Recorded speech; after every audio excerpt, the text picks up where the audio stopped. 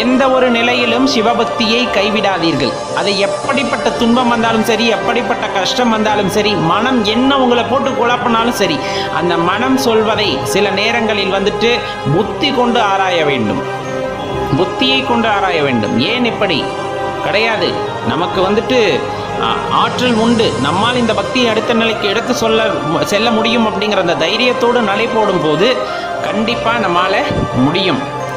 அப்போ தடை வருது, இடைஞ்சல் வருது, என்னால் முடியல அப்படின்ட்டெல்லாம் இறைவனின் மீது வைத்த பக்தியை வந்துட்டு திரும்ப பெற்றுக்கொள்ளக்கூடாது. அதுக்கப்புறம் இறைவனை குறை சொல்லவும் கூடாது. எதுவுமே எடுப்பில் கிடைப்பது இல்லை. முயற்சி செய்யாமல், அதற்கான பயிற்சியை செய்யாமல் நாம் நடந்ததே இல்லை. அப்படி இருக்கும்போது இறைவனை உணர்வது மட்டும் அவ்வளவு லேசுப்பட்ட காரியமாக அமைந்து விடுமா? அதற்கான முயற்சியும் பயிற்சியும் கண்டிப்பாக செய்ய வேண்டாமா? நல்லா தெரிஞ்சுக்குங்க, எந்த நேரத்திலையும் பயிற்சியும் முயற்சியும் இல்லாமல் எதுவுமே நமக்கு கிடைப்பதில்லை